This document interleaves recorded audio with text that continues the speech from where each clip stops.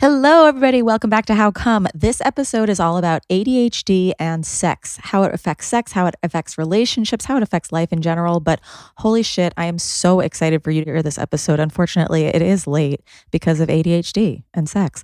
But it's fine because it's here and it's amazing. And we are going to be talking to Dr. Ari Tuckman, who is a psychologist and certified sex therapist. His fourth book is ADHD After Dark, Better Sex Life, Better Relationship. He was actually referred to us by our companion, Hillary. So shout out to Hillary. Thank you so much. This conversation is so great. We also have a fantastic congratulations with a companion named Rachel. Both of these parts of the recording are heavily edited, heavily, because we had to remove so much stuff that is not really for public. It's going to stay private. And by private, I mean on patreon.com/howcome. So if you want to hear more from these interviews, go to patreon.com/howcome. Everything there is only $5, all inclusive. You will love it. And while you're on patreon.com/howcome, there are already 2 other episodes that we've recorded and I just haven't edited yet due to ADHD. One of them is with No Budget Babe. We are learning how to become financially independent, how to invest, how to really make the most of the money that you already have and make more. And another episode with my brother, yay, Jason Casimir. We're talking about concert culture, the tragedy that happened at Astro World with Travis Scott's concert, how it could have been prevented, who's to blame, and how do we go forward enjoying concerts when stuff like this happened. Highly recommend those episodes. They will be coming out on your player. But again, everything is $5, all inclusive on patreon.com/howcome. I want to say thanks to JuneShine for supporting How Come. JuneShine is better for you, hard kombucha alcohol made with real organic ingredients that make it unlike any other alcoholic beverage. Get 20% off site-wide plus free shipping at juneshine.com/howcome. That is June, June, shine.com/howcome, or use promo code HOWCOME at checkout. Big shout out today to Helix Sleep. Take their 2-minute sleep quiz and they'll match you to a mattress that will give you the best sleep of your life. Find your perfect mattress and up to $200 off all mattress orders and 2 free pillows at helixsleep.com/howcome. So first we are going to hear from our companion Rachel, and then we are going to hear from Dr. Ari Tuckman about ADHD, relationships, and sex. I hope you guys like this episode. And if you do, rate, review, and subscribe on your podcast players. We know we never ask you to do this, but you should do it. It'll pump us up. And we love to be pumped up and plugged up and all that good stuff. So excited for you to hear this episode. First, we'll hear from Rachel and then Dr. Tuckman. How come? How come? How come I can't achieve? How come I can't achieve? I'm rolling up my sleeves. I'm rolling up my sleeves. Oh, baby, I believe these guests can help. 'Cause I can't do it by myself. I wanna jizz. Before we get this episode started, I just wanted to give you guys a heads up. I am going to be doing a headlining set, my first headlining set ever, oh my God, at Stand Up New York on December 2nd, 8 p.m. That's in New York City. And we only have 35 tickets sold right now of 120. So it's either going to be a very intimate crowd where I can say hi to all of you and just love you up, or we'll sell out and then I'll look good to the club and good to other places. And then I can get this tour on the road. I think I will still stay behind for those of you. If it does sell out, I still like to say hi and do all that stuff. So please come. It would be a huge help. Even if you're not in New York, refer your friend, tell them to come so that I can come soon to a town near you. Because unfortunately in this business, it's all about proof of concept. And, yeah, I think it would be fun to sell this shit out. And I'm really excited. And I wrote a song for it. And Dylan Adler's opening and Riley Lassen too, 2 of our favorites. So you guys go to the link in my bio at Remy Casimir on Instagram, or easy, it's down in the show notes right here. Scroll down, get your tickets, get ready to see me. It will be so fun. It is Remy Casimir headline Stand Up New York, December 2nd, 8 p.m. It's going to be so fun. And I can't wait to see you guys there. And final thing before this recording with Rachel, trigger warning, there is assault mentioned, sexual assault, and take care of yourself if you're not ready to listen, but it is a very triumphant story. Hi. Hey, how are you? I'm good. This is so exciting. I feel like I've known you guys forever, you know, like we're friends already. We've been messaging too for like a while, I feel. Yeah. Do you mind if we call you by your name? Yeah, can you just use my first name? So Yeah. I'm a pastor, and people at my church would probably not like this very much. Wait, I'm dying. This started so well. Well, welcome, Rachel. We're so happy to have you here. I'm so excited. So do you want to just go ahead and tell us your congrats story? Yeah. Like, I don't know if you should put like a trigger warning on this. I was like sexually assaulted when I was like I'm so sorry. 15. And so from like that point forward, I had like no feeling in my body from like my thighs like up to like my belly. Like I could like pinch myself and I wouldn't feel anything. Whoa. So when I like started to like do practices to like help heal my body so I could enjoy sex one day, basically I trained with this woman for like 10 months and she was like, nothing's off limits. So it was really nice to have permission to just like try. So what kind of professional was she? She is like, I'm not really sure what her credentials would technically be, but she is like a sex and relationship coach. She's not a therapist. Okay. But yeah, so I did this like 10-month long women's circle. That's what she called it. And like it ranged from everything, just like breath work to any kind of practices that you would want to try. And, you know, I wanted to be normal again and actually like enjoy sex with partners and not just do it by myself forever. So I was willing to try whatever. How old were you when you were doing this? I was 21 and I'm 26 now. Okay. And what were you doing in the time like after the assault? 15, like 21. Were you in therapy or anything? I actually didn't go to therapy until I was like 20. I was like in the relationship for a really long time and like, you know, it was with somebody you were in a relationship with? Yeah. I'm sorry. It's okay. It's really like normal to me now and like it's not okay. Not okay, but you know, it becomes very like normalized to me. I not to steer away from you, but this is something that I've actually been reckoning with in a relationship that I had. And I used to be like, oh, it's not assault because we were dating, but it's like, it was. And it almost makes it worse because that person is supposed to care for you. Yeah, for sure. And, you know, the boundaries of consent really aren't blurry, but we like to try to make them blurry. But yeah, you know, thankfully, like. And so you stayed. Go ahead. Yeah. Go ahead. No, so you stayed together for how long? Like 5 years, like all through high school, like into college. And so, you know, my relationship with sex and stuff has always been very scary. A lot like there's not been a lot of trust. Which also makes the story like even better because I've never had an orgasm with a partner until this boyfriend. Like I haven't done a lot of things until I was with this boyfriend because this new one. So we like very much trust each other and you know everything's on the table now, which is amazing because everything all of it. Yeah, so you had mentioned that you had been able to have orgasms by yourself. Yeah, so a lot of the practices I did were just like to get feeling back. And then once that happened, it was just kind of like the floodgates opened. Like it didn't matter whether it was penetration, just using, you know, a clit sucking vibrator, which is my fave. Thank you for the recommendation. That's the best. You guys. You're so welcome. Yeah. I could have all kinds of orgasms. So that was all alone though. So once I started dating this guy, I was like, here's the situation.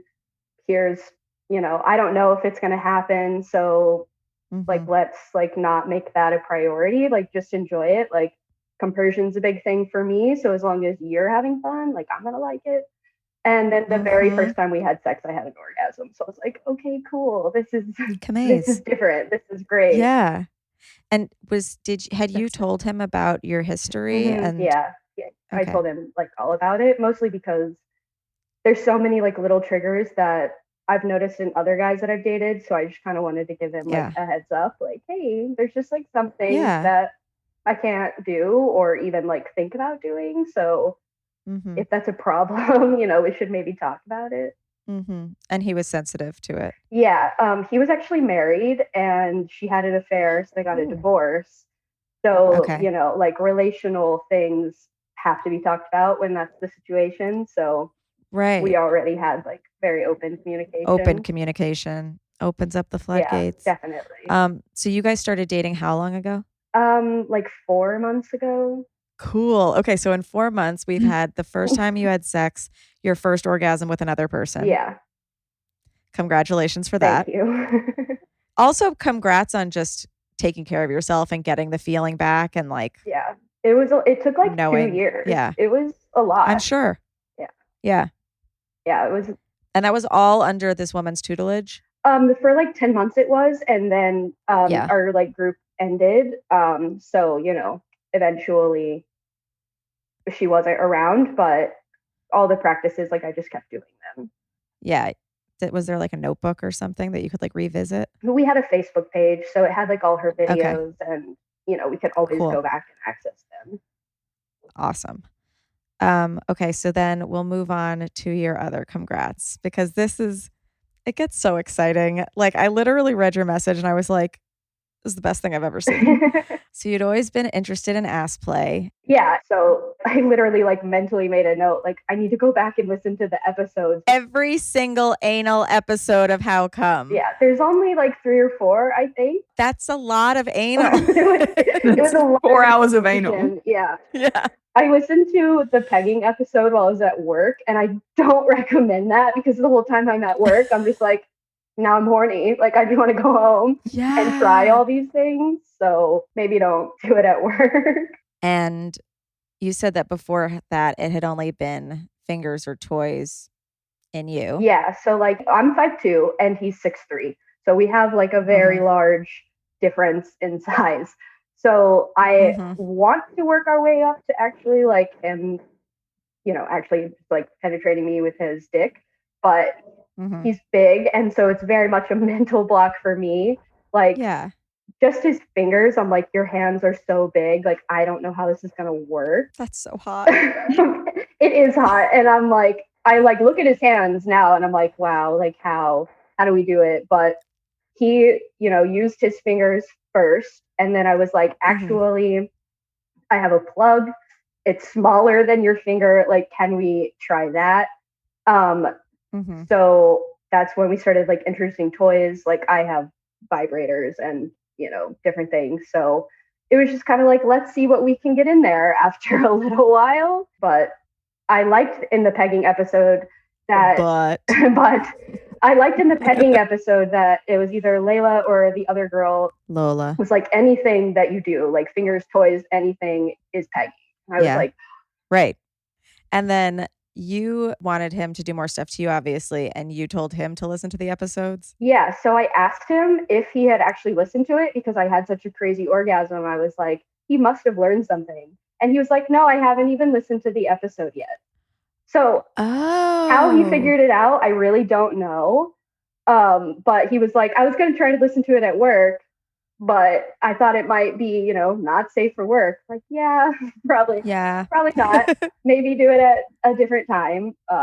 So yeah, he was like, I haven't even listened to it. I just sent him the pegging one, which I think maybe the title alone just kind of intimidated him because he was like, are you saying that's what you want to do? I'm like, no, but yeah, he was. I thought that he had listened to an episode too and learned, but now I think it's like more trickle down. Yeah. Like he learned from you who learned from us. Yeah, that's exactly what happened. But I mean, he's good at everything, which is almost intimidating because I'm like, I'm awkward. Ooh. I need all the information before I'm going to even like try, like. And wait, so the best orgasm ever that he gave you, was that during some sort of anal play? So I quoted you once to him of just like plug up all the holes. Yeah. So that's kind of just what I said. I was like, I don't really care what you use, just like go ahead and I want to be stuffed. do as you will. Yeah. Yeah. So he used a vibrator that's like a bullet, and he put that in my ass, and then he just used his hands and he was eating me out. And so it was just like all the things. And you guys, I gotta go. That's a dream. It's amazing. He's, like I said, he's good at everything. And it was just like so much sensation that it didn't take very long. And like, I had to like push his head away because I'm like, you gotta like give me 10 minutes after this. Yeah. But he told me I squirted and I didn't know. So he's like also the first person to make me squirt. Oh my God. Wow. Congrats. Just the best. If I don't wait, I don't know. Like I am a wee concerned with a bullet in the ass because no stopper. Yeah. Yeah. So one of my plugs has like, it's hollow, so you can put vibration in it. It was just at my apartment and we were at his. So I said it. I was like, you can use it, but you can't let go of it. Like, don't even like go far. Okay, perfect. Yeah. So we've had that conversation. Phew. I'm like, I do not need to go to the hospital with a object in my butt. Like an object that won't stop moving either. Yeah, like you're like sitting in the waiting room and you're just like, fucking long drive over. When you get there, it's just going. No. That's like my worst nightmare. Like going to the hospital for like a sex injury. Well, no, I wouldn't be able to do it.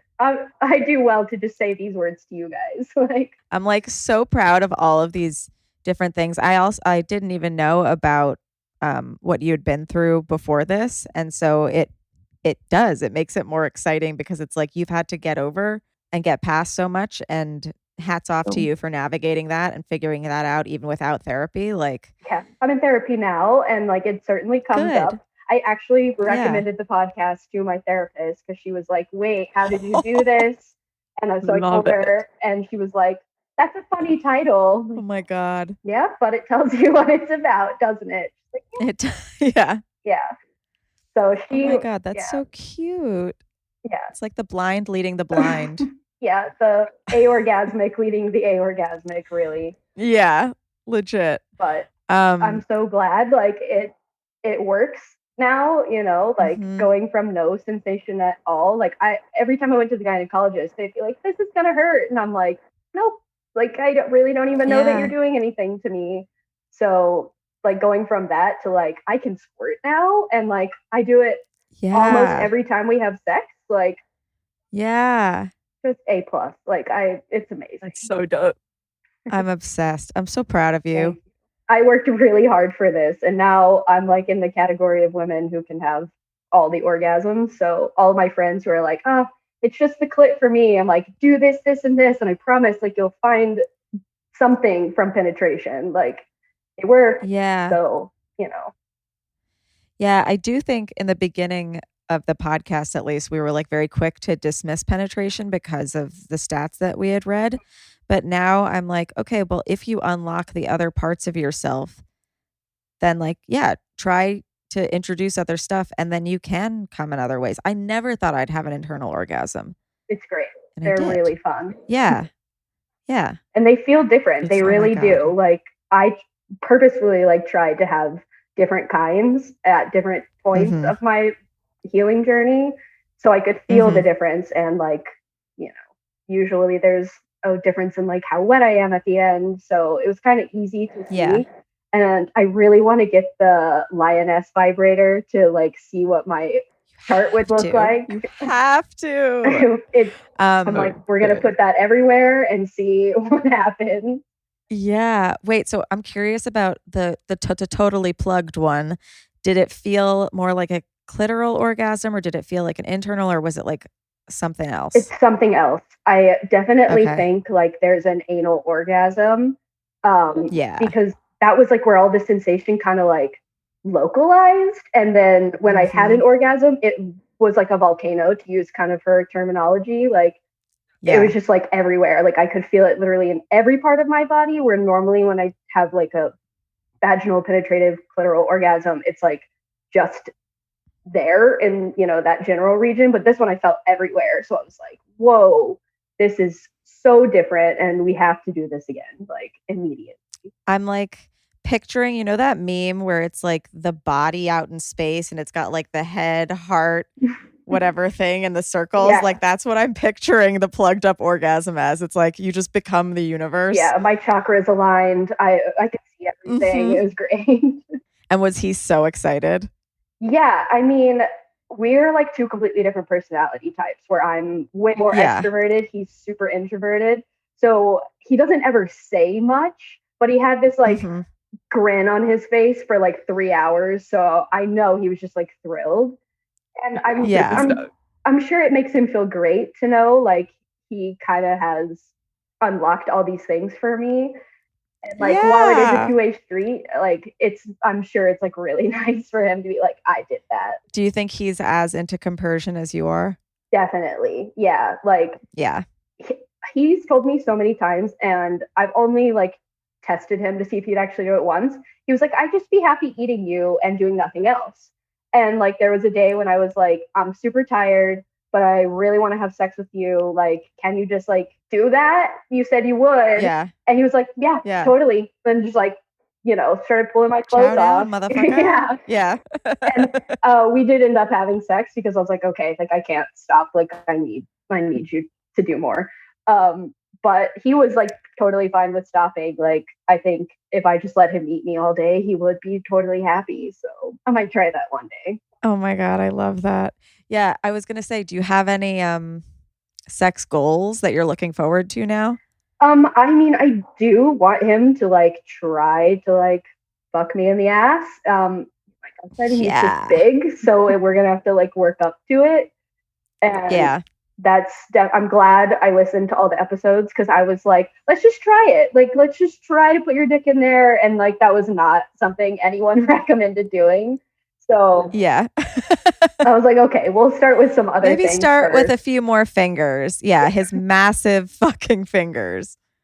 Yeah, I mean, like his 2 fingers together are the size of one of my vibrators. And I'm like, how? Horny. Yeah, how? That's so hot. Honestly, you should put his hands on TikTok with like some rings on them. He would go viral. He totally would. I thought it was just me. I was like, do I have a hand fetish? But according to TikTok, it's something that a lot of people have, so. It's all of us. Yeah. Yeah. There are some times when I don't know if he has these, but Ben has these veins on the back of his hands that like get really plump. Yes. Yeah. And I'll push them sometimes, like just because I'm like into it. Yeah. And he's like, what are you doing? And I'm just like, I'm touching your plumps. Like I'm a vampire. I just want to touch you. I'm a vampire. I'm sorry. Oh my God, you guys, speaking of vampires, I don't know if you saw this on our story, but Nina Dobrev is a companion. I saw it. I almost sent it to you because I was like, you posted like, oh, we're back in the top 200. I'm like, this is why this skin talked about. That's why. Yeah. Yeah. That's what I said to Rob too. Cause at first I was like, oh yeah, we're back. Woohoo. This must've been a really good episode about open relationships. And then the Skim sent us that post and they were like, hey, just thought you might want to see this. And I was like, I do. Yeah. I love that. And yeah, for the people who didn't see this, Nina Dobrev from The Vampire Diaries, which I still haven't watched, but now I will. So good. So good. Yeah. I just like, can I be that horny? Like all the time? I don't know. But she did an interview with the Skim and the Skim asked her a few of her favorite things. And one of them was her favorite podcast. And she said us. I loved it. Exciting. I was like, that means she has good orgasms. Great for her. Yeah. Now I'm just like, hey, can you join the Facebook group so we can get this a little bit more poppin'? Yeah. Facebook's just the worst social media. It's dying. It is. Yeah. I will never call it Meta. Never. No. Join our Discord, Nina. Yeah. I'm just so proud of you. I'm like so happy for you. I'm so grateful that you could share all of this with us and so happy we could be part of your journey. Yes, it's so exciting. I feel like there's people that I can talk to about it who it's like not weird. Like some of my girlfriends, they're all married. And so they'll sometimes talk about it, but they're like way more private about their sex lives now. I get it. Mm-hmm. But I'm like, I want to tell you guys all the things, but none of you guys want to talk about it. So I feel like I just kind of have a one-way conversation with you every time I listen to a podcast episode. So that's nice. Oh, I mean, you can have them with me. You can always DM me. But yeah, you guys join the Discord. Tell other stories to each other. Yeah. We actually have some really hot borderline porn in the Discord. So yeah, I feel like highly recommend. All of these stories are borderline porn, but it is what it is. They are. And thank you again for sharing all these stories. Thank you for having me. Of course. Rachel, I just have to ask you this question. You know it's coming. We've had a very sexual time just now. I have to know, did you finish? Oh, yeah. I definitely squirted. So thank you for that. Nice. Yeah. All right. Well, thank you so much for coming. Did you finish? You know I did. Yes. Multiples. I actually have my lioness down here and it's logging all the data. Good. Show us the graph. Yeah. But yeah, thank you again for coming. Thank you. Thank you. Have a great rest of your day. Thank you so much. It was so nice meeting you guys. Have the best day. You too. Bye. How amazing is she? How amazing are those stories? There are even more, like I said, on patreon.com/howcome. We talked to Rachel for way longer. We cut out a lot from her, from me. And if you want those extras, head over, like I said. Also, warning, warning, danger, danger for this next part. If anybody has like sound sensitivity or like a misophonia, you might not want to listen to the ADHD part just because my sound from my Zoom recorder is like very buzzy. If that is the case, like try it out at first and it might be fine. I might just be being really picky and crazy. But if it does bother you and you still want to hear the episode, go to patreon.com/howcome and you can listen to it with the sound from the computer, which I don't like to use, but you do see video. So that's an option, patreon.com/howcome. And there's so much cut out of that one too. Personal things that if you want to get to know me better, go there. But yeah, I'm really pumped for this episode. We've been talking about ADHD for a while and being like, we should do an episode on that. And again, thank you to our companion, Hillary, for recommending a recommendation from me, Dr. Ari Tuckman. So thanks, Hillary. And if you guys have any recommendations for episodes, DM me. I love it and we'll do it. I've seriously been having so much fun being back out at shows, meeting some of you guys in person, even drinking together. I've been drinking with people like a baddie. And that is all thanks to June Shine. June Shine is better for you hard kombucha alcohol made with real organic ingredients that make it unlike any other alcoholic beverage. It's better for you, low carb, full of probiotics, has only 3 grams of sugar. So you don't have that like horrible hangover the next day. That's where it comes from mostly, is the sugar. They're transparent about every ingredient they put in their products. And after drinking, it leaves a lighter, brighter buzz instead of feeling too full.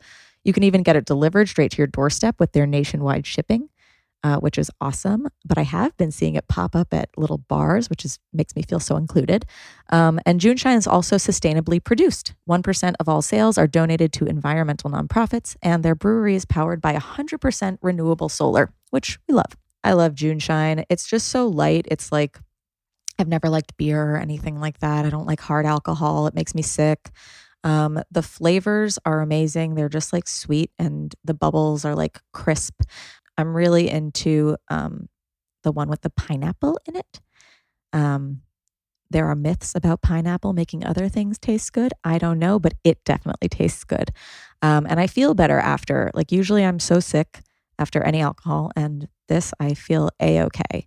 Super refreshing, super light. And even people who may not like kombucha will be pleasantly surprised. I don't like regular kombucha, so I was like, I'm not going to like this, and I love it.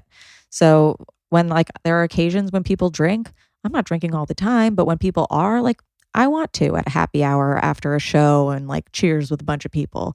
And now I have June Shine as my option, and they've got delicious and unique flavor combos. Everything is like a different little combo.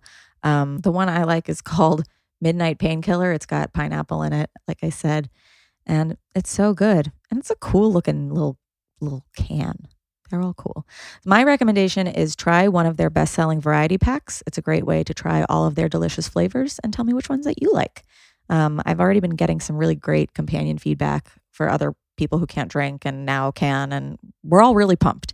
So if you want to get 20% off site-wide plus free shipping at juneshine.com/howcome, go for it. 20% off site-wide plus free shipping at juneshine.com/howcome, or use promo code howcome at checkout. Again, that is Juneshine, JUNESHINE.com/howcome. You'll love it. Also, fun little tip. Fun thing. I am recording right now from Nanny's house, aka now Jason and Samara and Oliver's house, my brother and my sister-in-law and the baby. And it's so nice to be here. I feel so at home. The only thing that would make it even better is if I had my own Helix sleep mattress here, which I don't. I've been sleeping on a couch. But I love my Helix, and I recommend it to everybody who needs a new mattress or who's just not sleeping well. A lot of people aren't sleeping well because of, politics or their love life or any other drama that's going on in your life, or I don't know, maybe your mattress is just terrible. If you sleep on a terrible mattress, it's not going to make for a wonderful life. I've been couch surfing a little bit while Ben's been away, and yes, I love seeing people, but at the end of the day, my back hurts and I get my work done less well. And I recommend not doing what I'm doing. If you are sleeping on a terrible mattress, maybe you're on the road, you're in college or at friends' places too, get a mattress that you deserve. Seriously, you deserve better than that, and give yourself an upgrade. There's nobody on the planet like you, so why would you buy a generic mattress built for everyone else? And if you're like, Remy, why don't you just go sleep on your Helix? Because I'm not going to New Jersey if Ben's not there, but I might order a little one. And if I were to do that, I would just go to helixsleep.com/howcome. I would take their 2-minute sleep quiz, and they'd match me to a customized mattress that will give me the best sleep of my life. And you can do that too. If you go to helixsleep.com/howcome, take that 2-minute sleep quiz, they'll match you to a customized mattress that will give you the best sleep of your life. Everybody's super unique. We know that from this podcast, and Helix knows that too. So they have several different mattress models to choose from. They have soft, medium, and firm mattresses great for cooling you down if you sleep hot, and even a Helix Sleep Plus mattress for plus size folks. I actually already took the Helix Sleep quiz, you know that, and I was matched with the Helix Sleep Midnight because I wanted something that wasn't going to hurt my back. I was like, what will feel squishy but not be squishy? Because squishy wasn't actually working out. And yeah, they sent me the Helix Sleep Midnight, and it was a massive upgrade compared to what I used to have. And it's definitely way better than these couches that I've been sleeping on. It is soft, but it's still really supportive. And every time I sleep on it, my back feels good. Honestly, I might just go to Jersey tonight. I might just go just to have the sleep because it's the mattress of my dreams. And also the unboxing process, really fun. And I love seeing all of the unboxing videos that you guys have sent me when you find the mattress of your dreams. So if you're looking for a mattress, take the quiz, you order the mattress that you're matched to, and the mattress comes right to your door, shipped for free. You don't even need to go to a mattress store ever again. And don't just take my word for it. Helix is awesome. Helix was awarded the #1 best overall mattress pick of 2020 by GQ and Wired magazine. They also have a 10-year warranty, and you get to try it out for 100 nights risk-free. They'll even pick it up for you if you don't love it, but you will. So right now, Helix is offering up to $200 off all mattress orders and 2 free pillows for our listeners at helixsleep.com/howcome.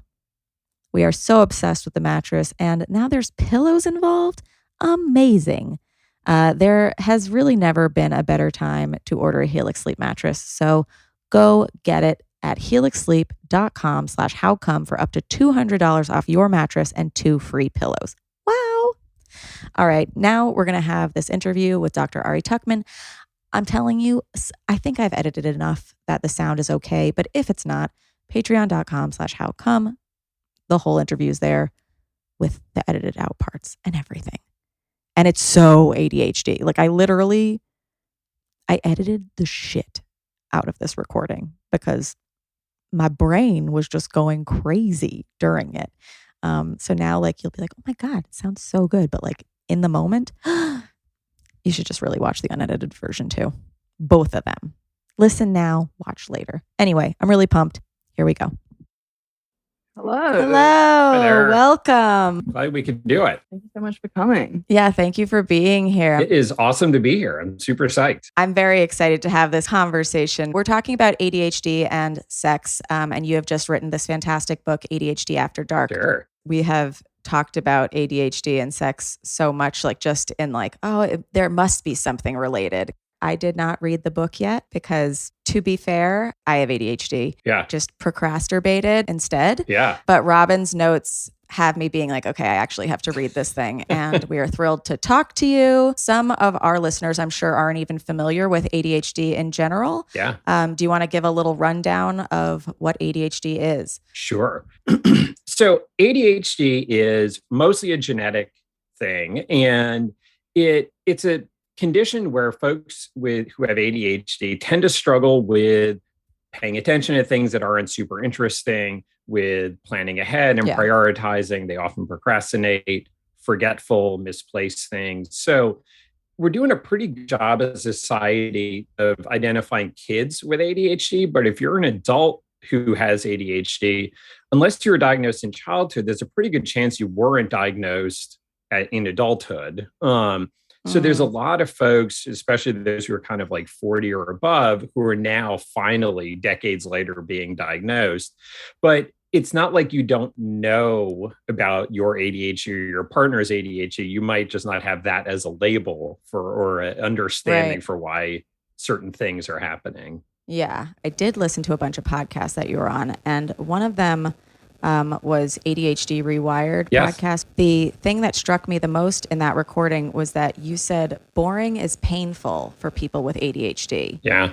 In regard to life and sex as well. Yeah. So in terms of life in general, there's lots of things that we have to do as adults in the world that are not hard, but they're boring. So like loading the dishwasher, not hard. Sorting receipts for taxes, not actually cognitively that hard.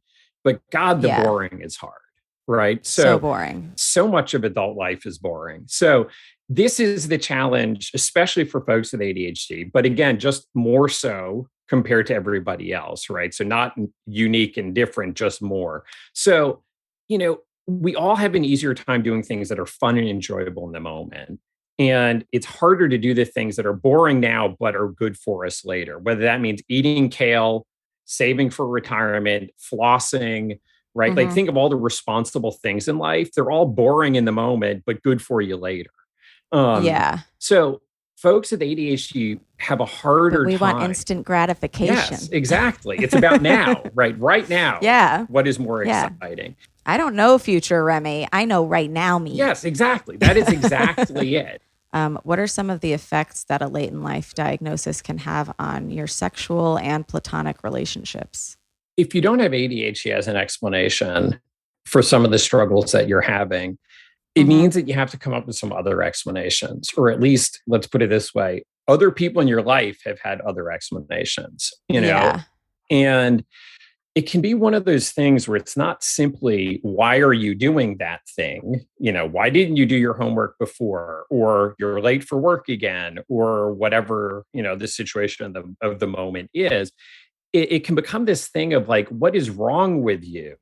Right. That you didn't do your homework? What is wrong with you that you're late for work? Again, haven't we talked about this? So it can really sort of affect how you see yourself, how you're treated by other people, how you allow yourself to then be treated by romantic partners or by friends or whatever. So, so it can really sort of cause a lot of, I don't know, it affects your self-concept and how you relate to other people. Yeah. It can create a lot of shame. Like so much uncertainty around everyone. Like there was something that you mentioned, out of sight, out of mind, which I didn't even realize was a part of ADHD, that I've always been like, oh my God, I'm so problematic that if somebody's not here, I forget about them. Yes. And it must be so hurtful to the people that are being forgotten about. Yeah. And especially for women. I'm sort of going to be a little overly simplistic in gender here, right? So obviously this doesn't apply across the board, but especially for girls and women, right? You guys have different expectations for each other than a bunch of knucklehead guys do for their guy friends. So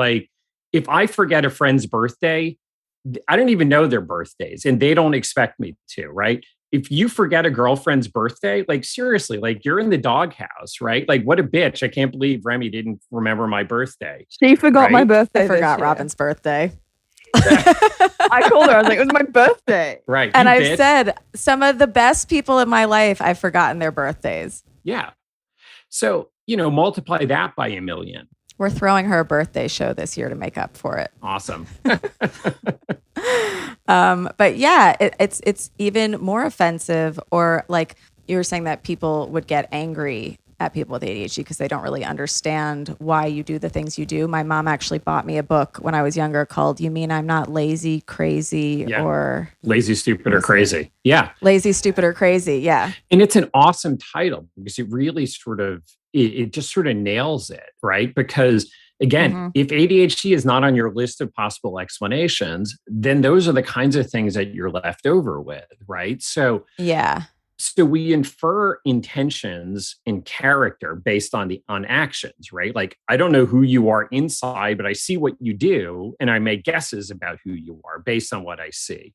So if you forget to text me back, if you tend to show up late, if you, don't remember things I tell you, or you interrupt when I'm talking, right? Ooh, like, I'm going to start making some assumptions. And let's be honest, it's not like that Remy's so awesome, I love her, right? It's more like, no, she's so selfish. She only cares about herself, right? Like, and again, multiply that by 1 million. So like if you keep being told these things, it's easy to begin to internalize it and to then sort of play that role, or at least accept kind of shitty behavior in response to it. Cause you're like, well, yeah, I guess that's my sort of lot in life here. Yeah. And if you feel like you might have ADHD, go find out. Go get a test. Yeah. Sometimes you do, and sometimes you're just more impulsive than other people. Yeah. But yeah, this book that you've written is about one partner with ADHD, one without. So let me actually start by saying that, what we're talking about here is couples with one partner with ADHD and probably one partner without, right? But really what we're talking about here is the universal lessons that apply to all couples. So even if you don't have ADHD, your partner doesn't have it, ADHD doesn't invent new problems. It just exacerbates the universal problems and struggles of every couple, right? Right. What inspired you to write it? I've been a psychologist for like 20 years or something. And initially I started out just doing the standard like individual therapy stuff of like clients with ADHD, helping them manage their things better and be a bit more resilient in their mindset and all that.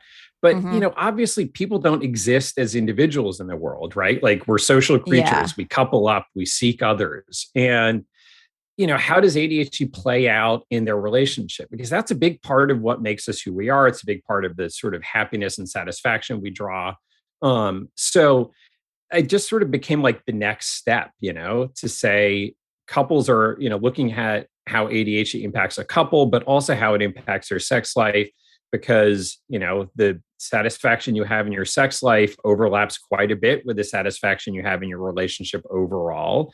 And I sort of felt that like as therapists, we're kind of ignoring this important part of these clients' lives and this important kind of lever that we can pull, so to speak, to create more satisfaction in the relationship overall. Totally. And to help, these couples do better with other things, right? Because if you're feeling connected sexually, if you're enjoying each other in that way, it's easier to deal with just sort of the daily bullshit of life of like, oh, you didn't load the dishwasher again. Yeah. Right. But like, if you're feeling good with each other, you could just be like, come on, just, do the stupid dishwasher. Right.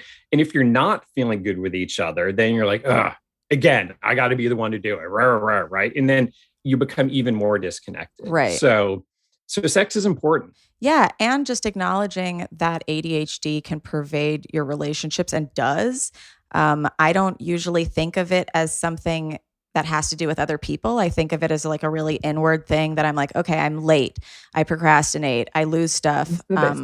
But now looking at it through this lens, it's like, no, I do have blow-ups in relationships, whether it's romantic or like a friend or familial. And so that it's not a way to be like, oh, okay, like that's why I do that. Like I'll just push that aside. It's like, how do I acknowledge that I'm doing that, work with that, and then help the other people who are in my life work with that too. Yeah. And it's one of those things that it really goes both ways. Mm-hmm. So if we just take kind of one of the things you said, the being late. I'm actually never late. I'm always on time, but I get ready really late.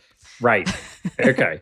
So it's the stress of, oh my God, are you going to be ready? It's the last minute. Yeah. So it works in the sense that you get places on time, but the angst of it is harder. Probably also more things get left behind because scrambling and rushing is a good way to forget things. But, so like if we just take that as kind of a thing that you do, if you're a single person and it's just you, then that's just your problem. But I can imagine, a romantic partner, especially if the two of you live together, might, I don't know, let's just say feel like they're impacted by that as well, right? 100%. And so there's like good ways to respond and there's less good ways to respond, from your partner, right, to that. So this is where the couples dynamic begins to show up is, does your partner recognize, what, this isn't my problem. Remy's going to figure this out or she won't. I will be helpful in some ways if I want to and can. And in other ways, I'm going to recognize, okay, I'm not getting involved. And clearly yelling and being crappy about it isn't going to make it better. So taking out my anxiety on her isn't going to help, right? So, or they do, right? Like that they do start getting controlling and they're like, we have to leave. You have to start getting ready. Why aren't you getting ready? This isn't fair, blah, blah, blah, right? And then, so like there's better ways and there's worse ways to handle it. So what starts out as a one-person thing in a relationship very quickly becomes a two-person thing. Yeah. Ben and I did have a fight one day because there was like a last minute scramble to do a recording or whatever. And I couldn't find my mics and I couldn't find this was a few months ago. And I started kind of like freaking out at him and the fact that like our room was messy or whatever. And he was like, okay, but like, why didn't we do this like an hour ago? Right. And then it did become a blow up. And I think that does translate into sex as well, because there will be a lot of times that I'm just thinking to myself, oh, I wish things were like this, or I think he should do this or whatever. And instead of saying it in a very calm way, I'll just be like, you never or something like that. Right. This is exactly it. So like, if you guys have this kind of stressful encounter about, getting ready for the recording or whatever the thing is, right? Like, I don't know. Do you really want to have sex with a guy who you think act like an asshole an hour ago? No. Right? Like, no, obviously. Right. And probably he doesn't want to have sex with you either. Right. So, so like this is how it begins to show up. And it kind of creates this thing where rather than working well together and feeling like you're on the same team, you become more disconnected. And then you become disgruntled about the fact that you're not connecting, you're not having sex. So, where it's on the flip side of it, if you're continuing to have good kind of connection, sexual and otherwise, but you're kind of enjoying each other, you're having fun, you're, whatever, it's easier then to deal with this sort of like just the bullshit of life, 100%. Like it goes a little bit better when those moments come up. Yeah. Folks with ADHD are very much driven by the deadline, right? Yeah. So like, I should get ready for that recording in 6 hours. Oh my God. Now, like in 20 seconds, right? Now it's interesting, right? So, so I sort of have this joke that ADHD can often cause anxiety, but just not necessarily in the person who has ADHD, right? So, yeah. So your mom, your teacher, your roommate, your romantic partner, who's like, why aren't you doing that yet? You're like, yes, I've got plenty of time. What are you talking about? And they're like, no, I'm freaking out here, right? And then, the judgment and the criticism follows, right? So that's where things really kind of go off the rails on the relationship. And, like if it really sort of goes off the rails, then you get into that kind of parent-child dynamic, which, like, let's face it, not sexy, right? Nobody wants to have sex with someone who acts like their parent or their kid. Unless that's their kink. Right. And if so, knock yourself out. But for most of everybody else, not so much. Yeah. And then that leads to the blow-ups and stuff. And it's also, I think the partner is looking at you being like, I want to prevent you from having that stress later. Yeah. And that's why I'm saying, like, do it now. Like, just get stuff done. Yeah. And the thing of it is, not to be too like whatever, but yes, they are looking out for your interest of I'm trying to spare you the misery of freaking out at the last minute. But also some of it is I'm trying to spare me the misery of you freaking out, because when you freak out, then I freak. That stresses me out. So please don't do the thing that stresses me out, which is to some extent a fair request. But also there is another option there, which is, you know what? I'm not going to freak out about you freaking out, right? Like I'm going to find a way that I'm going to be okay. This is for you to figure out. I'm not your boss. I'm not your mom. Like you do what you do. I'll be helpful. I'm definitely not going to be obstructionistic. I'm definitely not going to hold it against you, but also I'm not going to take undue responsibility for it. Yeah. And there was something you mentioned before that is like, you don't want to have sex with the people that you're pissed at. Yeah. You mentioned sexual satisfaction and relationship satisfaction overlap by 2/3. Yeah. So if you're not satisfied in your relationship, you're obviously not going to be satisfied in your sex life. And vice versa. Okay. That if you're not satisfied in your sex life, that's probably going to cast a shadow on your overall relationship satisfaction. But also when you are feeling good in terms of like when you're happy with your shared sex life, whatever it is that that entails, that's going to cast a positive glow upon the rest of your relationship, right? So what it means is if you want a better sex life, you also need to work on your relationship. If you want a better relationship, you also have to work on your sex life, right? Like they're both important. Both of them are kind of good points of intervention where you can kind of have a positive effect. Yeah. There was also something that you'd said that was people with ADHD are more sexually eager. Yes. Ding, ding, ding. I'm always the one initiating. I'm always the hornier one. And apparently that is not uncommon. Yes. So before I wrote the book, ADHD After Dark, nobody will be shocked to hear there was like no research on ADHD and sexuality. Insane. Yeah. I mean, whatever. Don't get me started. But in order to write the book, I did a bunch of research of my own, where I sort of put out this survey.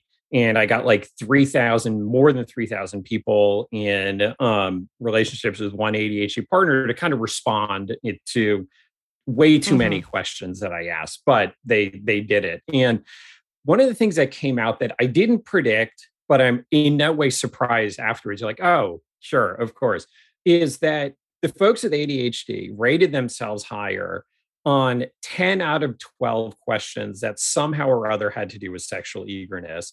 And then they tied on the other two. So in this case, I was comparing men with ADHD versus men without, women with ADHD versus women without. So it wasn't even mixing up the genders because that has its own effect. But the folks with ADHD... No non-binary or trans folks in this study, right? You know, unfortunately, I was sort of limited to sort of...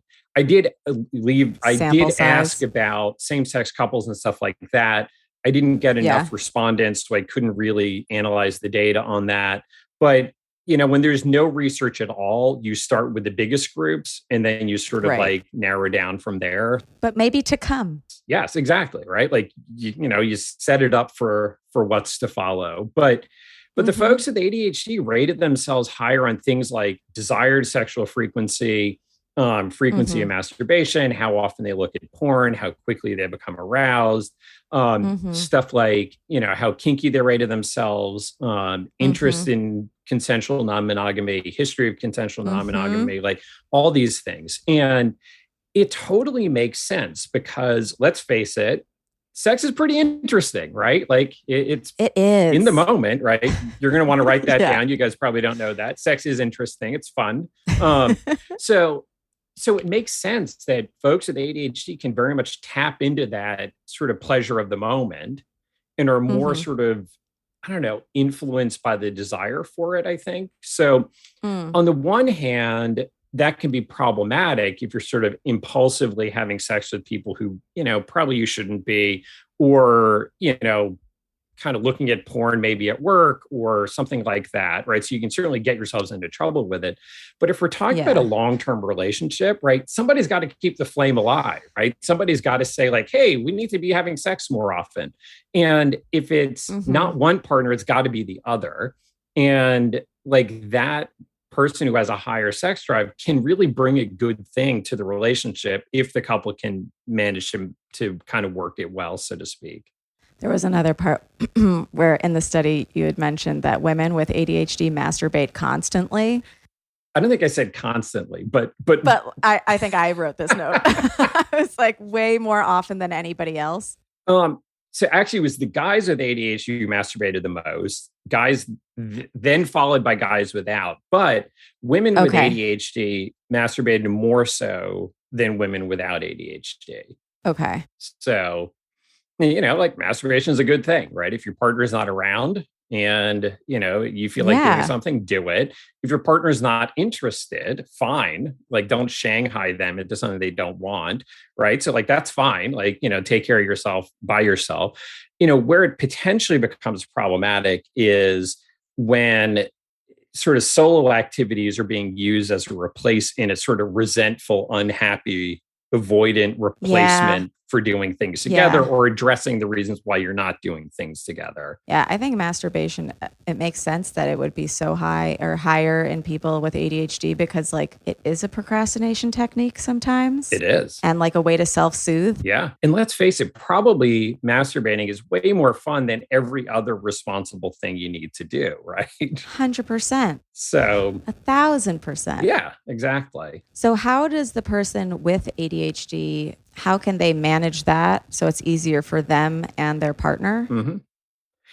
So I'm actually going to broaden the question. How can both people manage it? Yeah. ADHD is obviously a thing that one person has, but we bring ourselves in all ways to our relationship. So both people have a part to play.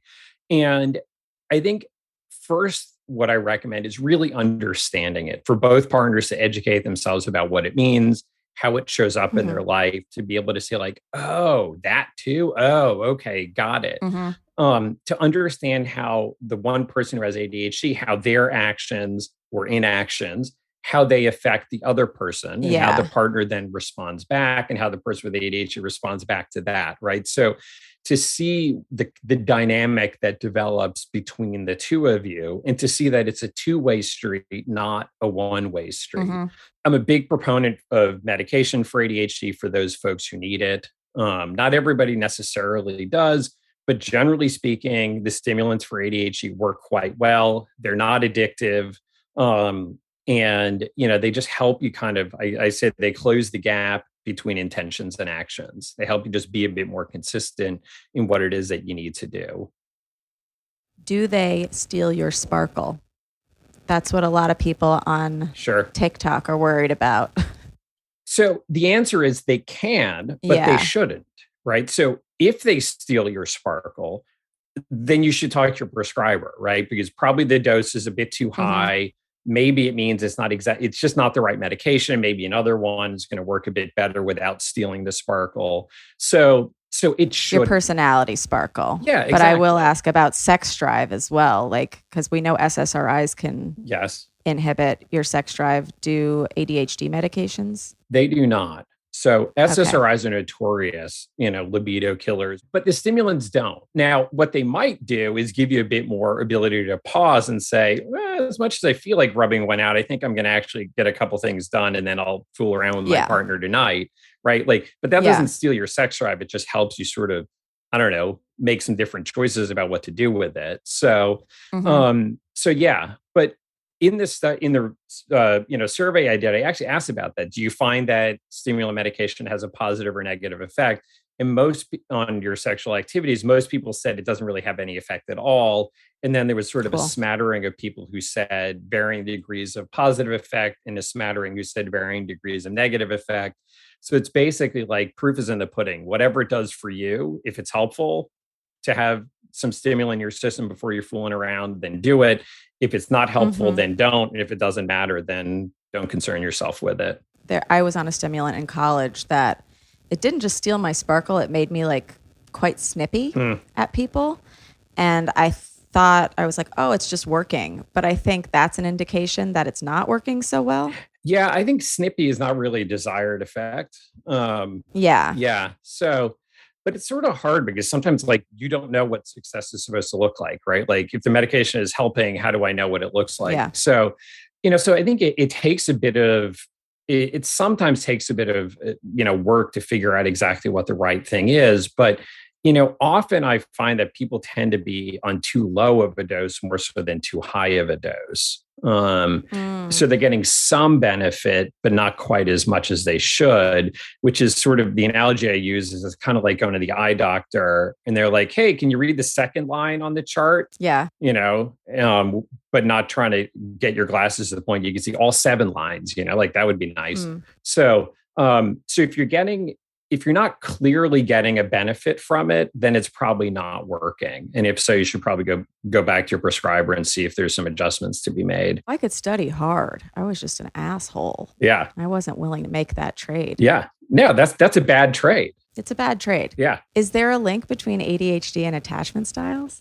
Not that I know of. It doesn't mean there isn't. I don't know that there's been research on it, but you could certainly see that there might be, right? Mm-hmm. So I would think a lot of us are a little anxious or insecure at least. Yeah. I mean, totally makes sense. So we kind of touched on this before, but as the non-ADHD partner, how important is it to acknowledge the issues that ADHD is causing in your partner, and how can you support your partner through treatment? I do think it's important. I mean, I think again, like for any relationship, whatever it is, right? It's important to know ourselves, to know our partner, to find ways to work well together.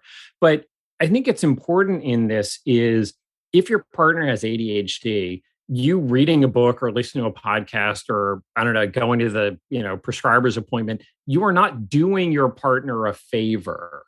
Here, honey, I'm doing this for you, right? You're doing yourself a favor because you will be better off. You will get more of what you want in the relationship and from your partner if you know like how to work well with them, which is kind of true again for every relationship. So reading a book or listening to a podcast is the bare minimum. Yeah, absolutely. Okay. But just to get back to the sex thing. So one of the questions that Robin had here, and I think it's very interesting and very good, is how do you stop yourself from blurting out random things during sex and potentially ruining the moment? Right. Well, let me take the counter position. Do you have to stop blurting out, right? Maybe, I don't know, maybe it's just like, look, this is who I am. This is your package deal. I'm going to blurt out all sorts of stuff. You don't have to love all of it, but I think there's something to be said for, and again, this is sort of universal of kind of recognizing like, this is not if I'm on the receiving end of it, I don't have to take it personally. Right. So like, if you're blurting stuff out, it's just like, not helping for me either. I might say like, okay, whatever, like knock yourself out. I'm just going to let those go by. Or maybe there's a conversation to be had perhaps outside of bed of like, these things, they don't actually really kind of help me that much. Or help me understand why it's interesting to you. But it's something about like not sort of freaking out over what your partner does. And to sort of maybe to know, like, is this a thing I have to take seriously or is this not a thing I have to take seriously? Yeah. What about teaching teens about sex?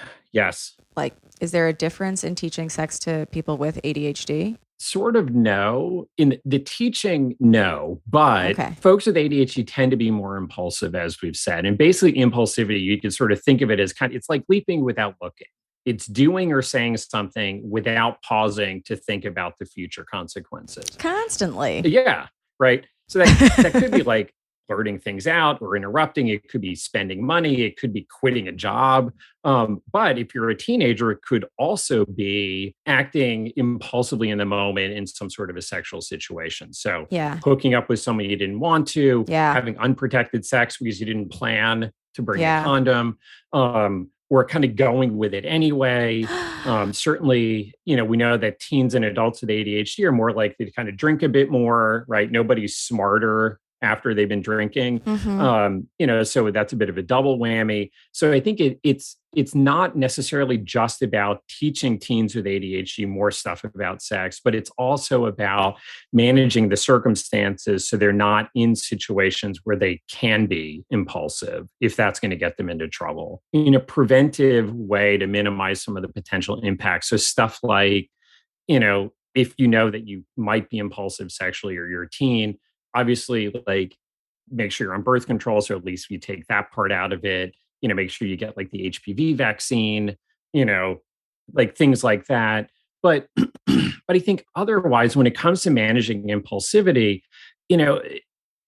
it's much easier to manage the environment than it is to manage our choices in the environment, right? So if it comes to, like if you tend to be impulsive sexually in some settings more than others, so certain kinds of bars, or after I've had 3 beers, or these kinds of people, or that person specifically, right? Like the place to make a better choice is not when you're 4 beers in at the bar with that person that you've been sort of kind of hitting on, but you're like, ugh, trouble, like run away, don't do it, right? Like in that heat of the moment is not the time to say thanks, but no thanks, I choose not to, right?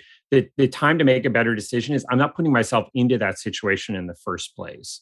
Or if I'm going with a friend and I'm telling my friend, if I'm hitting on that shitty guy who I need to like pull me away, like, tranquilize me and drag me away. Like, don't let me do something stupid. So it's making those better choices far away, not in the heat of the moment. It's so funny because I went to a party with a friend of mine and she had said, okay, we're going to have a safe word for the party. Just so like, nice. If we want to leave, like for anxiety's sake. But it ended up being a party where something happened to me that I didn't really like very much. And, I was like, string cheese. And we got out of there,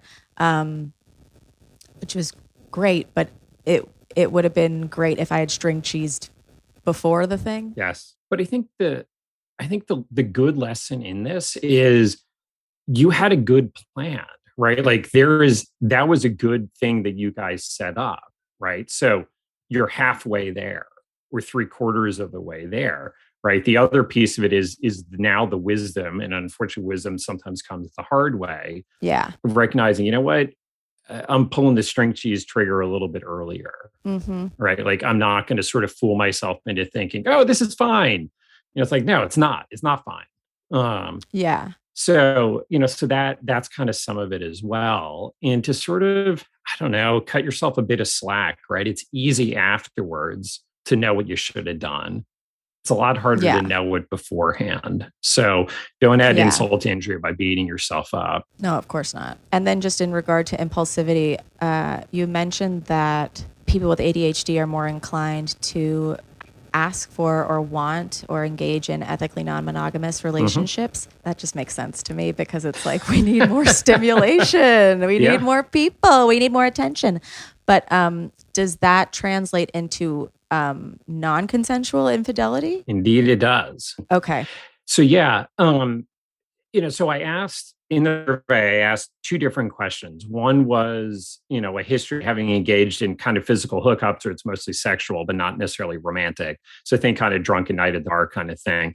And then I also asked about kind of emotional affairs that might or might not have involved the physical component, because I think that I think they're both infidelities, but they're not the same thing. They're different in how they happen. They're different sometimes in terms of the consequences, in terms of how people feel about it. Some people might feel more strongly about one than the other. So, but I don't know. I just think the dynamics going into it, they're different circumstances. Because if you're drunk and stupid one time, that's different than having a 6-month ongoing affair with frequent hiding from your partner. And it's a different thing. But folks with ADHD were more likely to engage in both kinds of infidelity. And we can sort of understand some reasons why. For what it's worth, infidelity is much more common than many people think, and certainly more common than most people would want. So there's, I don't know, that's like its own big discussion. But I think that, again, it's a thing of addressing problems earlier. It's a thing of not putting yourself into situations that are potentially problematic. The worker that you kind of got the hots